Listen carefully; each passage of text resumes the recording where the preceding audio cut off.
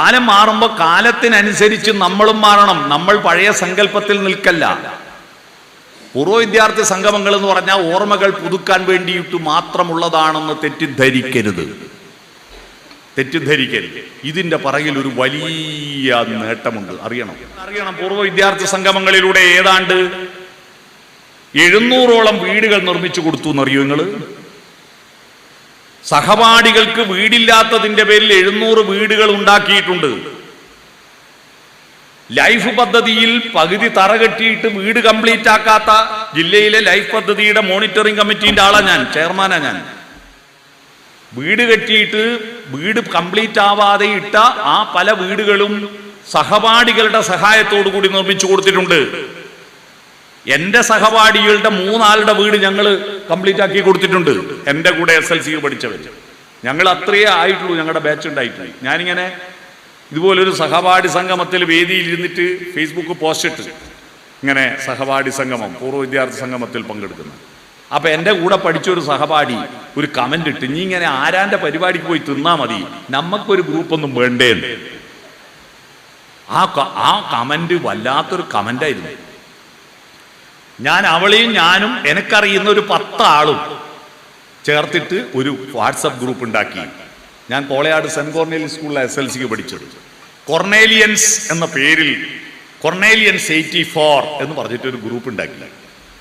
ആ ഗ്രൂപ്പ് ഉണ്ടാക്കിയിട്ട് ഈ 10 ആളോടും അഡ്മിൻ ആക്കിയിട്ട് പറഞ്ഞു, നിങ്ങൾക്കാവുന്ന ആളെയല്ലെങ്കിൽ ചേർത്ത്. അങ്ങനെ ചേർത്ത് അവസാനം കുറേ ആളായി. 150 ആളെ കിട്ടിയപ്പോ ഇനി ആരും കൊഴിഞ്ഞിട്ടുണ്ടോ എന്ന് അറിയാൻ വേണ്ടിയിട്ട് ഞങ്ങൾ സ്കൂളിൽ പോയിട്ട് അന്നത്തെ രജിസ്റ്റർ എടുത്ത് നോക്കി. രജിസ്റ്റർ എടുത്ത് നോക്കിയപ്പോൾ വിചിത്രമായ ഒരു കാര്യം മനസ്സിലാക്കി. ഞങ്ങളിൽ 70% ആളെയും പെറ്റത് മെയ് മാസത്തിലാണ്. കാരണം ജൂണിൽ സ്കൂളിൽ ചേർക്കണം, മെയ് പെറ്റാൽ 5 വയസ്സ് തരും അല്ലേ? അന്ന് ഹെഡ് മാഷാണല്ലോ നമ്മളെ ഡേറ്റ് ഓഫ് ബർത്ത് നിശ്ചയിച്ചത്. അതാ. അങ്ങനെ മുഴുവൻ ആളെയും ലിസ്റ്റ് വെച്ച് നോക്കുമ്പോൾ ഒരു പ്രതിസന്ധി എന്താണെന്നറിയോ? അവിടെ കോൺവെന്റിൽ താമസിച്ചിട്ട് ഒരുപാട് ക്രിസ്ത്യാനി കുട്ടികൾ, കേരളത്തിന്റെ പല ദേശത്ത് പാവപ്പെട്ട കുട്ടികൾ വന്നിട്ട് അവിടെ താമസിച്ചിട്ട് പഠിപ്പിച്ചിരുന്നു. ഇവരെല്ലാം കല്യാണം കഴിച്ചു പോയി, എങ്ങോട്ടോ പോയി, എങ്ങനെ കിട്ടും? ഞങ്ങൾ അതിനൊരു പരിശ്രമം നടത്തി. സൗദി അറേബ്യയിൽ റിയാദിൽ നിന്നുകൊണ്ട് മധു എന്ന എൻ്റെ സഹപാഠിയാണ് ഇതിന് മൊത്തം കൺട്രോൾ ചെയ്തത്. ഞാനിങ്ങനെ തിരക്കിലോട്ടല്ലേ, ഓരോ ആളെ കണ്ടിട്ട് ഇയാളെവിടെ അന്വേഷിച്ച് 241 ഒരാൾ ഒഴിച്ച് 240 ആളെയും കിട്ടി. ഒരാളെ കിട്ടാണ്ട്. അയാളുടെ അമ്മക്കറിയില്ല, അച്ഛനറിയില്ല, ഭാര്യക്കും മക്കൾക്കും അറിയില്ല എവിടെയുണ്ടെന്ന്. ആന്ധ്രയിൽ എവിടെയുണ്ട്. എന്നിട്ട് ആന്ധ്രയിലെ സകല പോലീസ് സ്റ്റേഷനിൽ ഞങ്ങൾ മെയിൽ അയച്ചു, ഇങ്ങനെ ഒരാള് എടച്ചോളി പുരുഷോത്തമൻ എന്ന് പറയുന്ന ഒരാൾ എവിടെയും ഉണ്ടെങ്കിൽ ഞങ്ങളെ അറിയിക്കണം. മലയാളി ഗ്രൂപ്പുകളിലെല്ലാം ടെക്സ്റ്റ് മെസ്സേജും വോയിസ് മെസ്സേജും അയച്ചു, എടച്ചോളി പുരുഷോത്തമനെ കണ്ടുകിട്ടുന്നവരെന്ന് അറിയിക്കണം. എൻ്റെ ഫോൺ നമ്പർ കൊടുത്തു. ഇതുവരെ കിട്ടിയിട്ടില്ല. അവൻ ജീവിച്ചിരിപ്പുണ്ടെങ്കിൽ ഇപ്പം കിട്ടുമായിരുന്നു. ജീവിച്ചിരിപ്പില്ലെന്നാണ് വിചാരിക്കുന്നത്. ജീവിച്ചിരിപ്പില്ലെന്ന് ഉറപ്പിച്ച് പറഞ്ഞുകൂടാ.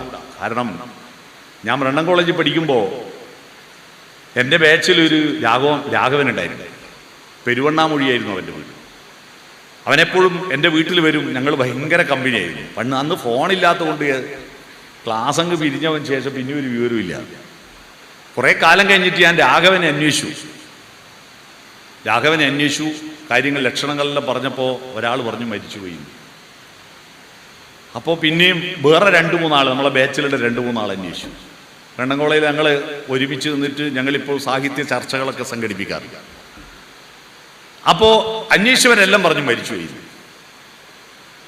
എന്നിട്ട് കഴിഞ്ഞ ഒരു 5-6 മാസം മുമ്പ് കോഴിക്കോട് ജില്ലാ പഞ്ചായത്ത് പ്രസിഡന്റ് ഷീജ ശശിധരൻ്റെ ഭർത്താവ് ശശിധരൻ എന്നെ വിളിച്ചു. പെരുവണ്ണാമൊഴി എന്നാണ് വിളിക്കുന്നത്, ഒരു പരിപാടിക്ക് വരണമെന്ന് പറഞ്ഞു. അപ്പം ഞാൻ പറഞ്ഞു, എൻ്റെ ഒരു സഹപാഠി ഉണ്ടായിരുന്നു അവിടെ, അയാൾ മരിച്ചുപോയി എന്നാ വിവരം കിട്ടിയെന്നൊക്കെ പറഞ്ഞു. ആരാണ്? കാര്യങ്ങളെല്ലാം പറഞ്ഞ് ചോദിച്ച് നമ്മുടെ ഈ GS പ്രദീപിൻ്റെ അശ്വമേധം പോലെ ലക്ഷണങ്ങൾ ചോദിച്ചു എന്നോട് ഇങ്ങോട്ട്. ലക്ഷണമെല്ലാം അന്വേഷിച്ചിട്ട് പറഞ്ഞു. കൃത്യമായിട്ട് മരിച്ചോ മരിച്ചില്ലോ എന്നുള്ള കൃത്യമായിട്ട് ഞാൻ പറഞ്ഞുതരാം. അവസാനം ഒരു ദിവസം അയാൾ വിളിച്ചിട്ട് പറഞ്ഞു, അവനിപ്പം മേപ്പയൂര് സ്വന്തമായി വീട് വെച്ച് താമസിക്കുന്നുണ്ട്, മരിച്ചിട്ടില്ല. അവൻ കണ്ണാടിപ്പറമ്പ് സ്കൂളിലെ ഹെഡ് മാഷായിട്ട് പിരിഞ്ഞ. ഞങ്ങൾ അനുശോചനം രേഖപ്പെടുത്തിപ്പോയില്ലേ. ഗ്രൂപ്പിൽ. ഞങ്ങൾ എന്നിട്ട് വണ്ടിയും പിടിച്ചിട്ട് അവിടെ പോയി. ഞങ്ങളൊരു 5-6 ആൾ വണ്ടിയും പിടിച്ചിട്ട് ഇവനെ അന്വേഷിച്ച് പിടിച്ച് മേപ്പയൂരിന്ന് പേരാമ്പ്രയിലേക്ക് വരുന്ന വഴിയിൽ ഒരു റോഡ് സൈഡിൽ ഒരു ഇവിടെ ചെന്ന് നോക്കുമ്പോൾ അവൻ്റെ വീട്ടിന് വലിയൊരു പന്തലും ആളും ബഹളവും. നോക്കുമ്പോൾ പിറ്റേന്ന് അവൻ്റെ മോളെ കല്യാണം. അവനുണ്ടായ സന്തോഷം ഒന്ന് പറയണ്ട, ഭയങ്കര സംഭവമായിരുന്നു. ഞങ്ങൾ 6 പേര് അങ്ങ് കയറി ചെല്ലുക. ചെന്ന് കയറുമ്പം തന്നെ അവൻ ആള് മനസ്സിലായി. ഞാൻ ചോദിച്ചു, രാഘവ, ഞാനിങ്ങനെ ഈ കണ്ണൂർ ജില്ലയിൽ ഇങ്ങനെ പരക്കപ്പായി നീ അറിയുമല്ലോ, നമ്മുടെ ഈ മമ്മൂട്ടി ശ്രീനിവാസനോട് ചോദിച്ചൊരു ചോദ്യമില്ലേ, ഞാനിങ്ങനെ പരക്കപ്പായി നീ പത്രത്തിലും മറ്റൊക്കെ കണ്ടല്ലോ, നീക്ക് ഒരു വിവരം തന്നൂടെ ഈ കണ്ണാടിപ്പറമ്പ് സ്കൂളിലുള്ളവരോ നീ ഇങ്ങനെ ഇവിടെ ഉണ്ട് എന്നുള്ളൊരു വിവരം. അപ്പോൾ എന്തോ ഒരു അപകർഷതാബോധം കൊണ്ടൊരു ഒന്നും വിളിച്ചില്ല, പറഞ്ഞില്ല. ഇപ്പോൾ ഞങ്ങൾ ഭയങ്കര കമ്പനിയാണ്, ഞങ്ങൾ ഒന്നിച്ച് ടൂറിലും പോകും. കഴിഞ്ഞ ദിവസം കൽപ്പറ്റ നാരായണ മാഷോടൊപ്പം കടൽ തീരത്ത് എന്ന് പറഞ്ഞ് ഞങ്ങളെ ബാച്ച് മുഴുവൻ അദ്ദേഹത്തിൻ്റെ കവിതകളെ പറ്റി ചർച്ച ചെയ്തുകൊണ്ട് വടകര കടൽപ്പുറത്തൂടെ, പയ്യോളി കടപ്പുറത്തൂടെ ഇങ്ങനെ നടന്നു ഞങ്ങളുടെ ബാച്ച് മുഴുവൻ. അല്ലാതെ വെറുതെ ഇങ്ങനെ നിങ്ങൾ ആ രീതിയിൽ മാറ്റണം പരിപാടി. ഇങ്ങനെ സ്കൂൾ വരിക, വീട് ഇരിക്കുക, കുറേ പ്രസംഗിക്കുക, പാടുക, പിന്നെ ഭക്ഷണം കഴിക്കുക, പിരിയുന്നതിന് പകരം സർഗാത്മകമാക്കണം. പുതിയ മോഡലുകളിലേക്ക് പോകണം നമുക്ക്. അത്തരത്തിൽ പൂർവ്വ വിദ്യാർത്ഥി സംഗമങ്ങൾ കൊണ്ട് എത്ര ആളുകൾ, ഞാൻ ആ കഥയിൽ വൈകാരികമായൊരു മുഹൂർത്തമുണ്ട്, അത് പറയാൻ വിട്ടുപോയി. ഇങ്ങനെ അന്വേഷിച്ച് അവസാനം ഒരു രാധേൻ്റെ ഒരു പിടിയില്ല, രാധയെ കണ്ണില്ല. അവസാനം റിയാദിൽ നിന്നും അത് വിളിച്ചിട്ട് പറഞ്ഞു, സുരേഷേ, രാധ അറയങ്ങാട് സ്നേഹഭവനിലുണ്ട് എന്നൊരു വിവരം കിട്ടിയിട്ടുണ്ട്, അനാഥ മന്ദിരത്തിൽ. സ്നേഹഭവന്റെ ഇപ്പുറത്ത് സൈമൺ, നമ്മുടെ കൂടെ പഠിച്ച ഞങ്ങളുടെ സഹപാഠിയാണ് സൈമൺ, അവിടെ ഹോട്ടൽ നടത്തുക. അവനോട് പറഞ്ഞു, ഇങ്ങനെ രാധ സ്നേഹഭവനിലുണ്ടെന്ന് പറഞ്ഞു, നീ ഒന്ന് ചെന്ന് നോക്കണം. അവൻ പറഞ്ഞു, ഉച്ചക്കത്തെ ചോറ് വിളമ്പിയിട്ട് ഞാൻ ചെല്ലാം. 3 മണിക്ക് സൈമൺ ചോറെല്ലാം വിളമ്പി കംപ്ലീറ്റ് ആയതിനു ശേഷം അവിടെ ചെന്നു. ഇങ്ങനെ ഒരു രാധ, പുതുശ്ശേരിയിലൊരു രാധയുടെ കണ്ടിട്ടുണ്ടോ എന്ന് ചോദിച്ചപ്പോൾ അവിടുത്തെ സിസ്റ്റർ പറഞ്ഞു, സൈമ അരമണിക്കൂർ ലേറ്റായിപ്പോയി, അരമണിക്കൂർ മുമ്പോൾ മരിച്ചുപോയി. ഞങ്ങളുടെ ബാച്ചിൻ്റെ ആദ്യത്തെ സംഗമം രാധയുടെ മരണാനന്തര ചടങ്ങിൽ പങ്കെടുക്കലായിരുന്നു. ആദ്യം റീത്തും കൊണ്ടുപോയതാണ്. പിന്നെ രാത്രിയിൽ 11-12 മണി വരെ ഓരോ പാട്ടെടുത്തിട്ടുള്ള ചർച്ച നടത്തുന്നൊരു സംഭവമുണ്ട് നമ്മുടെ ഗ്രൂപ്പിൽ. ഈ ഗുഡ് മോർണിംഗ് അയക്കൽ ദയവ് ചെയ്തിട്ട് നിങ്ങൾ ഗ്രൂപ്പിൽ നിന്ന് ഒഴിവാക്കുക കേട്ടോ. ഗുഡ് മോർണിംഗ് അയക്കുന്നത് എഴുതിയിടുക. ഈ ഫോട്ടോ വന്ന് നിറഞ്ഞിട്ട് വാട്സപ്പ് കാണുമ്പോൾ ദേഷ്യം വരും. ഇവൻ ഗുഡ് മോർണിംഗ് പറഞ്ഞിട്ടില്ലെങ്കിൽ നമ്മളെ നേരം പോലൂല എന്നുള്ള വിചാരം അനാവശ്യമാണ്. അല്ലെ എഴുതിയിടുക ഗുഡ് മോർണിംഗ്, ഒന്ന് ഒരു വോയിസ് മെസ്സേജ് ഇടുക, അല്ലെ എഴുതിയിടുക. ഈ ചിത്രങ്ങൾ വെച്ചിട്ടുള്ള ഗുഡ് മോർണിംഗില്ലേ, ആരും അത് മൈൻഡ് ചെയ്യുന്നില്ല, നിങ്ങൾ മനസ്സിലാക്കണം. അപ്പോൾ രാത്രിയിൽ ഞങ്ങൾ ഇങ്ങനെ പാട്ടിനെ കുറിച്ച് ചർച്ച ചെയ്യും. ഇനിയുള്ള കാലം വെറുതെ ഇരിക്കുക എന്ന് പറയുന്ന പരിപാടി നിർത്തുക. വെറുതെ ഇരിക്കുക എന്ന് പറയുന്ന പരിപാടി നിർത്തുക.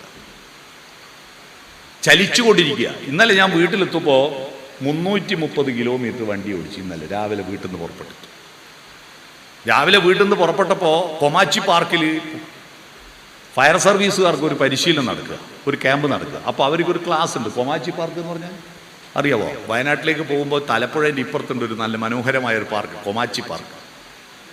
അപ്പോൾ അവിടെ പോകുന്നു എന്ന് പറഞ്ഞപ്പോൾ കേണിച്ചിറയാണ് എൻ്റെ ഭാര്യൻ്റെ ജ്യേഷ്ഠത്തിൻ്റെ വീട്. അപ്പോൾ അവരുടെ മകൾ ഗർഭിണിയാണ്, ഒന്ന് കാണാൻ പോകണമെന്ന് പറഞ്ഞു. അപ്പോൾ എൻ്റെ മൂത്തമ്മേൻ്റെ മോൻ്റെ വീട്ടിൽ കൂടലിന് പോയിട്ടില്ല, അവിടെ വള്ളിയൂർക്കാവിൽ, ആടെ ഒന്ന് കയറണമെന്ന് പറഞ്ഞു. അപ്പം ഞാൻ രാവിലെ വിട്ട് കൊമാച്ചി പാർക്കിൽ പോയി. കൊമാച്ചി പാർക്കിൽ നിന്ന് ഇവരെ വീട്ടിൽ കൂടലിന് പോയി. അവിടെ ആ വീട്ടിൽ കൂടല്ല, ആ വീട്ടിൽ നിന്ന് ഭക്ഷണം കഴിച്ച് അപ്പോഴേക്ക് പയ്യോളിൽ നിന്ന് വിളി വന്നു, 4 മണിക്കാണേ പരിപാടി എത്തണമെന്ന്. ഞാനിനി കേണിച്ചിറ ഇവരെ കൊണ്ടാക്കിയാൽ പയ്യോളി എത്തൂല. ഞാൻ അവർക്കൊരു ടാക്സിയും പിടിച്ചു കൊടുത്തിട്ട് നിങ്ങൾ കേണിച്ചിറ പോയിക്കോ, രാത്രി വന്ന് ഞങ്ങളെ തിരിച്ചു കൂട്ടാന്ന് പറഞ്ഞ് അവിടുന്ന് കുറ്റ്യാടി പേരാമ്പ്ര വഴി പയ്യോളി പോയി. അവിടുന്ന് പരിപാടി പ്രസംഗവും കഴിഞ്ഞ് 6:45 അവിടുന്ന് വിട്ട് തിരിച്ച് കേണിച്ചിറ പോയി അവരെയും കൂട്ടി തിരിച്ച് വീട്ടിലെത്തിയത് 1 മണി. പക്ഷെ എൻ്റെ ജീവിതത്തിൽ ഇന്നലെ കിടന്നുറങ്ങുമ്പോൾ എന്തൊരു സന്തോഷമാണ്. ഈ അനങ്ങാണ്ടിരിക്കുകയാണ് നല്ല ജീവിതം, യഥാർത്ഥ വിശ്രമം എന്ന് തെറ്റിദ്ധരിച്ചിരിക്കുന്ന കുറേ ആളുകളുണ്ട്. വിശ്രമം വേണം, വേണ്ടെന്നല്ല.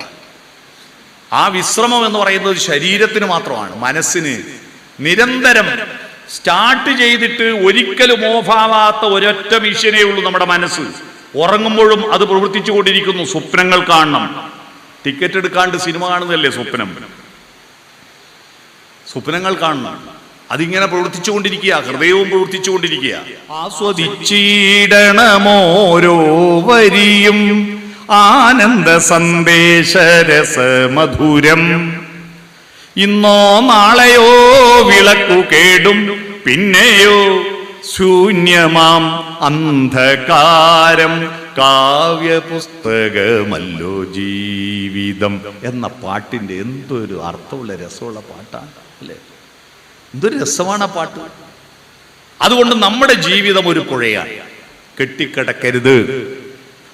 കെട്ടിക്കിടന്നാൽ അമീബിക്ക് ജ്വരം വരുന്നതെല്ലാം കെട്ടിക്കിടക്കുന്ന കുളത്ത് കുളിച്ചിട്ടാ. ഒഴുക്ക് വെള്ളത്തിൽ അഴുക്കില്ല, ചലിച്ചുകൊണ്ടിരിക്കുക. ഈ പ്രപഞ്ചത്തിന്റെ ഏറ്റവും അടിസ്ഥാന തത്വശാസ്ത്രം ചലനമാണ്. വായു ചലിക്കുന്നെങ്കിൽ ശ്വാസം കിട്ടില്ല. ഹൃദയവും രക്തവും ചലിക്കുന്നില്ലെങ്കിൽ ചത്തുപോകും. ഭൂമി ചുറ്റുന്നത് കൊണ്ടും ഭൂമി സ്വയം കറങ്ങുന്നത് കൊണ്ടാണ് ഋതുക്കൾ ഉണ്ടാവുന്നത്, ജീവൻ ഉണ്ടായത്. ചലനമാണ് പ്രപഞ്ചത്തിന്റെ അടിസ്ഥാന ഭാവം. അത് നമ്മൾ സ്വീകരിക്കുക. ചലനം ചലനം ചലനം മാനവ ജീവിത പരിണാമത്തിൻ മയൂര സന്ദേശം. ചലനം ചലനം ചലനം അല്ലേ? നല്ല പാട്ടാണ്. ഈ ചലനം ഫലപ്രദമായി ചലിച്ചുകൊണ്ടിരിക്കുക.